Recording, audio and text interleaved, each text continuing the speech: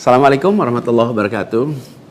Seperti teman-teman udah tahu juga, semalam itu batas akhir pendaftaran pilkada. Pendaftaran sudah ditutup.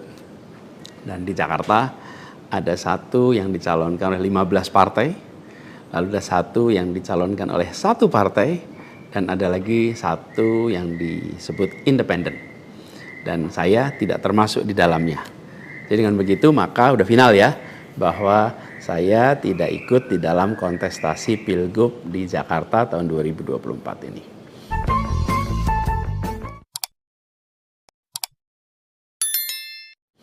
Dan kemarin juga sebetulnya kita menerima undangan, tawaran untuk ikut dalam kontestasi Pilgub Jawa Barat. Kita apresiasi sekali ajakan ini, panggilan ini, tapi dengan mempertimbangkan berbagai faktor, kami putuskan untuk tidak mengikuti kontestasi di Jawa Barat. Nah, saya ingin sampaikan beberapa poin respon singkat atas situasi yang saat ini sedang terjadi. Pertama, saya ingin sampaikan terima kasih. Terima kasih banyak kepada semuanya yang selama 1,5 tahun ini, hampir 2 tahun, ikut mendukung perjuangan yang luar biasa di jalur Pilpres, Pilgub, sampai dengan titik ini. Gak bisa saya sebut satu persatu, terlalu banyak. Tapi yang jelas semua yang terlibat adalah pejuang yang luar biasa, yang membuat perjuangan besar ini terasa jadi ringan, terasa jadi bermakna. Dan semoga Allah SWT, Tuhan yang Maha Kuasa, jadikan perjuangan kemarin sebagai catatan amal untuk kita semua. Dan insya Allah kita terus berjuang untuk tujuan yang sama ke depan. Kita selalu bicara tentang kesetaraan, keadilan, kesamaan kesempatan, keinginan untuk Indonesia yang lebih adil, lebih maju, lebih sejahtera buat semuanya. Nah, dalam itu juga, jadi 2 tahun terakhir ini ketika kami keliling, berkampanye, menemukan begitu banyak hikmah, pelajaran yang luar biasa. Saya berkeliling lebih dari 130 kota dan berjumpa dengan begitu banyak yang setiap jabat tangan bukan basa-basi, jabat tangan dengan penuh rasa, sepenuh hati, dan eratnya jabat tangan mencerminkan semangat yang menggelora di dadanya. Ada yang pelukan, ada yang jabat erat, ada yang pegang tangan, dan semua adalah ungkapan keinginan untuk Indonesia lebih baik. Banyak sekali cerita-cerita dalam interaksi itu yang tidak mungkin terlupakan. Apalagi kalau lihat teman-teman muda. Masya Allah, luar biasa. Kiprah anak muda di dalam proses kampanye kemarin itu membuat kita makin optimis. Kenapa makin optimis? Karena kita punya stok anak-anak muda yang mau bekerja melampaui sekedar kepentingan dirinya, pribadinya. Ini kita masih di bulan peringatan kemerdekaan ya. Di bulan kemerdekaan ini kita memperingati perjuangan para pendiri bangsa yang pada waktu itu banyak sekali yang masih muda-muda. Jadi ketika lihat anak-anak muda yang kemarin terlibat, rasanya dan makin yakin kita masih punya stok pejuang yang amat banyak. Pejuang yang akan membawa Indonesia menjadi lebih adil, lebih baik buat semuanya. Jadi perjalanan ini memberikan optimisme yang sangat besar. Dan rasa optimisme ini makin tumbuh melihat berbagai elemen masyarakat sejak minggu lalu yang turun langsung mengawal keputusan MK dan mendorong tegaknya amanat reformasi yang memang kenyataannya ini, sayangnya ini, banyak dihadapi dengan cara yang represif dan berlebihan. Anak-anak muda cedera, luka di saat mereka datang untuk ikut mengirimkan pesan kami ingin mengawal konstitusi. Kami ingin meluruskan usaha pembengkokan atas konstitusi. Karena itu hadapi juga dengan rasa cinta sebagai saudara sebangsa.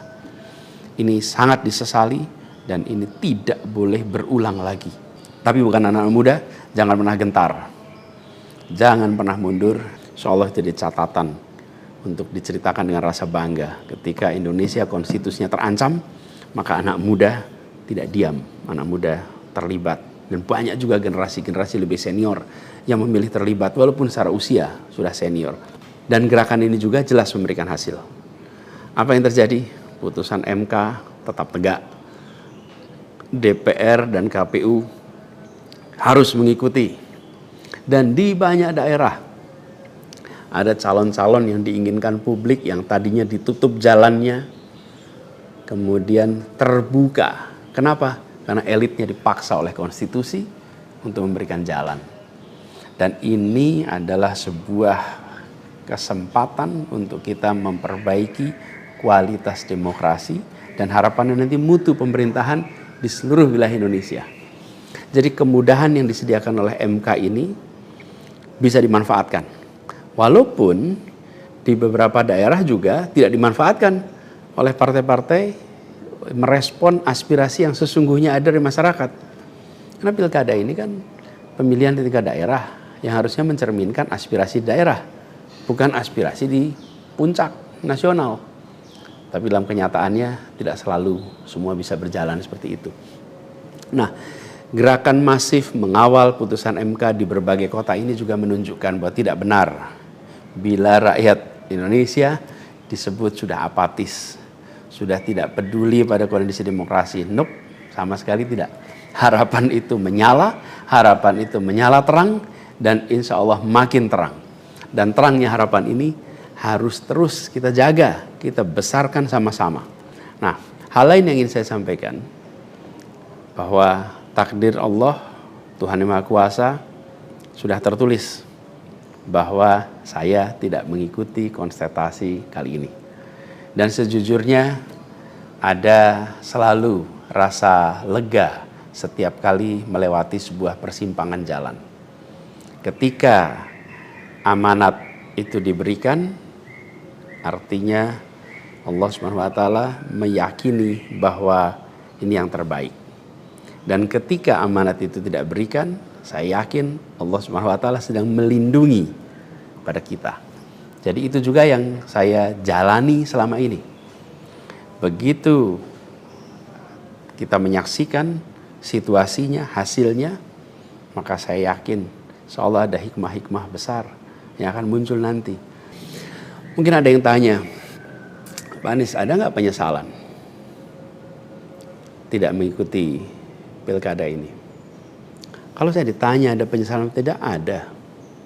Ada penyesalan itu. Apa yang saya sesali? Yang saya sesali adalah aspirasi warga kampung-kampung miskin kota, rakyat miskin kota yang berdatangan ke rumah ini, di tempat sini. Setelah selesai Pilpres kemarin, bergantian, berombongan datang bergantian, menyampaikan keinginan, aspirasi, Pak tolong kembalikan kondisi yang kemarin kita rasakan. 1,5 tahun ini hilang. Dari mulai usaha untuk perbaikan kampung-kampung kumuh, perbaikan kondisi ekonomi mereka, yang selama itu kami selalu jadikan sebagai fokus perhatian. Dan selama berapa bulan ini saya datang mengelilingi mereka semua, mendatangi mereka semua. Ini yang saya, kalau dibilang perasaan ya, ada perasaan, waduh ini aspirasi ini gak bisa kita tuntaskan. Lihat warga kampung Bayam yang terlantar, berat rasanya. Lihat kampung-kampung yang setiap kali kita datang, Pak tolong ini dituntaskan, berat rasanya kalau mereka tidak bisa mendapatkan penuntasan atas usaha meningkatkan kesejahteraannya. Itu yang kalau ditanya sebagai rasa sesal, bagaimana rakyat miskin di Jakarta yang menjadi fokus perhatian kita tidak bisa saya penuhi harapannya.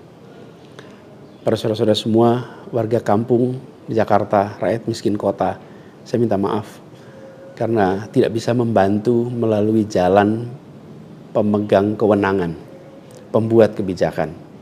Tapi bukan berarti perjuangan kita berhenti dan bukan berarti kita ikhtiar kita selesai di sini, enggak.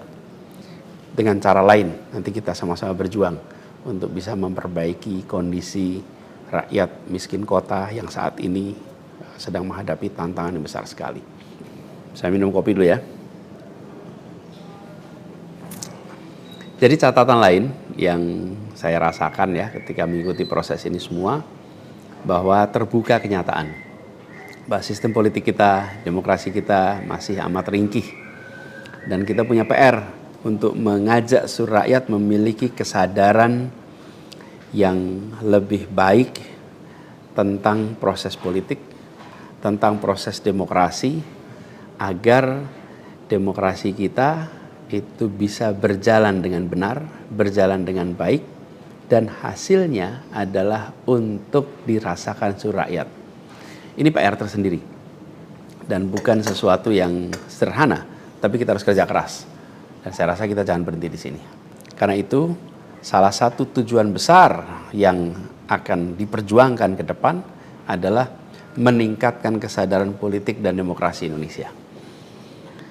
Membantu mendorong supaya inisiatif-inisiatif, gerakan-gerakan sosial masyarakatan itu bisa tumbuh berkembang khususnya di kalangan anak-anak muda.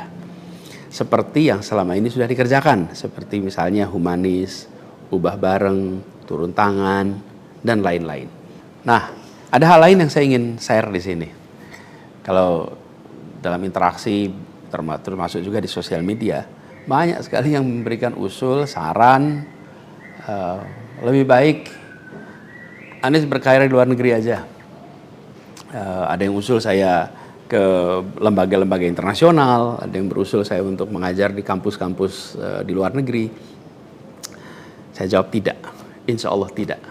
Saya mencintai Indonesia secara tanpa syarat. Di sini saya dilahirkan, di sini saya dibesarkan, dan di sini saya akan berjuang. Kecintaan pada Indonesia membuat saya tidak akan bisa meninggalkan tanah ini. Saya akan tetap berada di Indonesia. Saya akan tetap berkarya di Indonesia. Saya akan tetap berjuang di Indonesia bersama dengan saudara-saudara sebangsa untuk membuat Indonesia lebih adil, lebih sejahtera bagi semuanya. Saya tidak akan meninggalkan Indonesia dan bekerja di tempat lain hanya karena situasi yang saya hadapi. Insya Allah ini akan terus menjadi pegangan saya ke depan. Tentu saya akan berkiprah di banyak tempat, tapi basis tetap di sini dan bekerja bersama dengan saudara-saudara sebangsa. Kemudian ada yang usul supaya saya masuk partai atau bikin partai politik. Nah gini, kalau masuk partai, pertanyaannya, partai mana yang sekarang tidak tersandra oleh kekuasaan?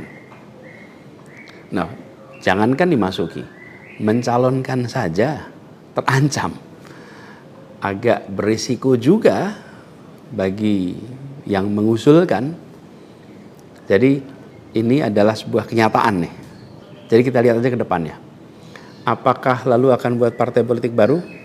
Gini, bila untuk mengumpulkan semua semangat perubahan yang sekarang makin hari makin terasa besar, dan itu menjadi sebuah kekuatan, diperlukan menjadi gerakan, maka membangun ormas atau membangun partai baru, mungkin itu jalan yang akan kami tempuh.